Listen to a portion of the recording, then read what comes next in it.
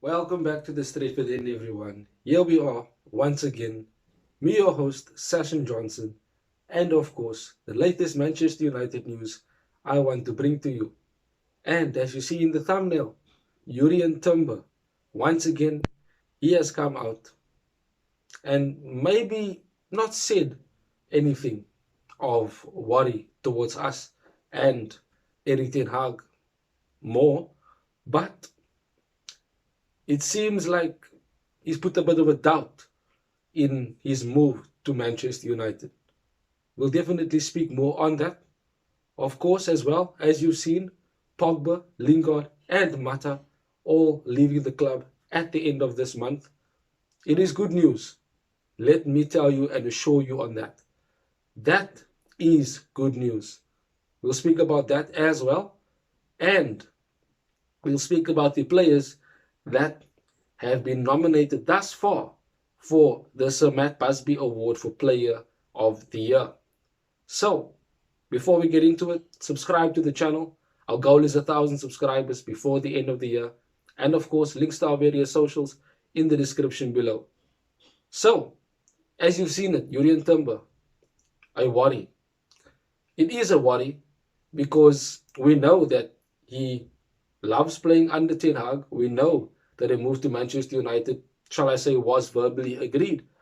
But it is a World Cup year.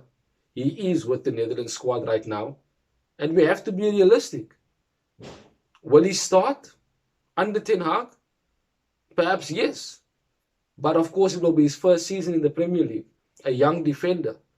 Does he have the mental strength and the capabilities to handle the pace and the tension that the Premier League does bring? The Premier League, Premier League. I've been watching too many Asian series and documentaries. That's why I'm got Ling in my head and Kim and Wu and Wong. No disrespect, but those are the usual names that are said and mentioned in these Asian, shall I say, dramas and series and movies. Nevertheless, so Urian Timber basically left a doubt in his move to Manchester United. And this is the report. And it is from The Mirror, from Andy Mullock. And it says, Manchester United's potential move for Urian Timber is in the balance. He is worried that joining United this summer could put his World Cup place in jeopardy. Think about it. He is a very good defender, well respected in the Dutch community. He plays well alongside Van Dijk. Louis van Gaal has said and told Ronald Koeman to partner him alongside Van Dijk for the World Cup. Does he have competition? Maybe Stefan de Vrij, but they play with the back three, maybe. It all depends. You know, Daley Blind is there, but surely he's better than Daley Blind. Daley Blind will probably play left back for all I know. So you have to be realistic. Maguire, £80 million, captain, probably will not be captain next season, as I've said it in previous videos. But will Timber come in and start immediately? I'm not so sure. I would have to see and obviously allow him to get used to the Premier League. And if he does it quickly, fantastic, great for us. But if it takes time, he won't start. And if he doesn't play, we've seen it with Donny van der Beek. If he doesn't play, Netherlands don't call him up. So we need to be realistic and understand where he's coming from as a player. He wants to play in the World Cup. It will be his first World Cup. So why not put that as an ambition and put it first? He's young. There's no reason why he cannot come to us in January or even next season. He can stay at Ajax for one more season and come to us next season. We could perhaps maybe go and get Pau Torres. Jules Koundé is still available as well. So there's even, shall I say, I'm trying to remember, Evan Ndika, who's a centre-back option that we are looking at.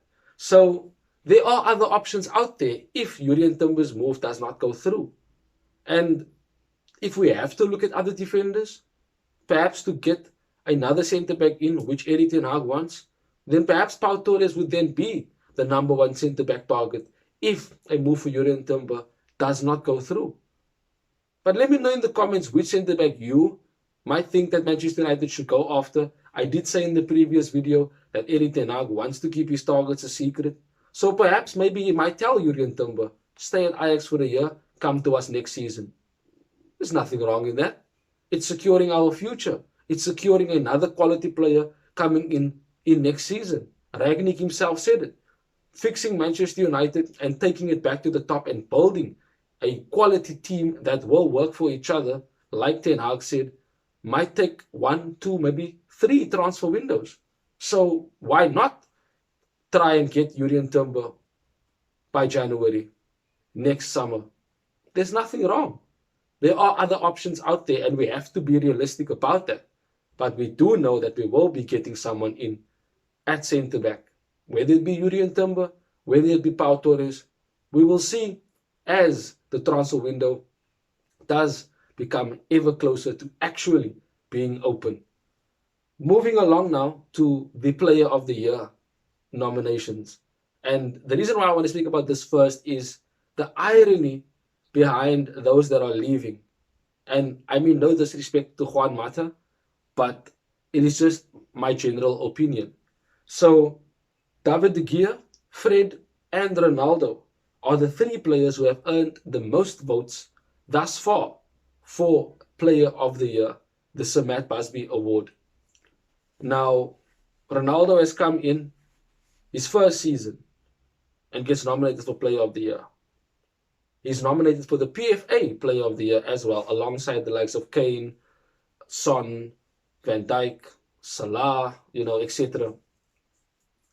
That shows you his quality.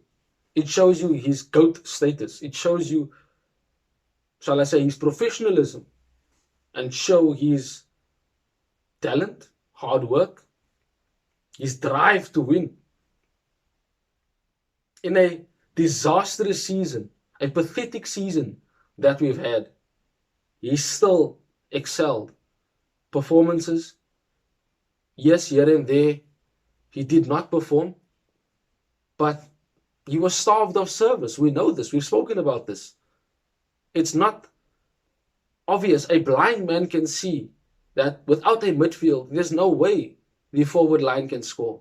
If there's no connection between the defense to attack, there is no way we can score. And whenever chances came Ronaldo's way, he put it away. We had bad moments this season, yet he excelled. Likewise, David de Gea. Once again, we know he got 3 Player of the Year nominations and awards and won it. And now he's nominated again, alongside Ronaldo. No disrespect to Fred, who performed well in good parts of the season. But for him to win Player of the Year, I don't think so. I think it's just good for the fans to see that he's being appreciated, but I don't think that he is actually someone who would win Player of the Year. We can't have him and McTominay starting next season in midfield. That is why Frankie de Jong is the #1 target. That being said, we move along into Pogba being gone, Lingard being gone, Mata being gone, midfielders. This is why we're looking at Frankie de Jong to come in and, shall I say, be that Pogba. We need another player to replace Mata, Lingard. We will be looking at another attacker, maybe 2. That's why Darwin Núñez is a target. Anthony. We even have players on loan in Ahmad who might even break through next season. You've got players such as Alejandro Garnacho who might break through. Not to mention Marcus Rashford, who is still there and has much to prove, and especially under the new manager. It is a good thing that Pogba, Lingard, and Mata are leaving, because this actually means the rebuild has begun. And the fact that it's been announced so quickly and so soon means that we can now look to replace them. And that there isn't a delay. As I said, Ten Hag wants to start the preseason off with a running start. He wants to have the players that he wants in already ready to start the preseason from the beginning. Not coming in on the last day of the window or after we played our first game of the season already in the Premier League, which opens on the 6th of August. We need to be ready for the start of the season. And that is what Ten Hag wants to have. So the fact that he's getting these players out of the door now is good. And for Pogba, let me just say, good riddance that you are gone. Thank you for your performance for us in the Europa League when we won it, when we won the Carabao Cup with Zlatan, when you made us come back 3-2 at the Etihad to spoil their party to win the league. Thank you. But close the door behind you. I'm glad you are gone, that your attitude and that your, shall I say, lack of professionalism has left the club. Mourinho was right. You were toxic in the dressing room, and that is what has happened. Lingard, thank you for the memories. Thank you for the trophies, the final goals, dancing at the Emirates. Thank you. But your time is done, and it's good to see that we still respect you and appreciate you for what you have done. Juan Mata, the special Juan, thank you for what you have done as well. All the best to all three of you guys, and be the players that I know you can be, especially Pogba, especially Lingard, and Mata will continue to show class wherever he goes. Guys, thank you for joining me in today's video. Of course, if latest news comes out, I'll bring it to you here first on the Straightforward End. Subscribe to the channel, hit that notification bell so that you know when we do upload videos. That is it, me, Session Johnson from the Straightforward End. Till we speak again soon, Red Devils. Have a wonderful day further. Bye-bye.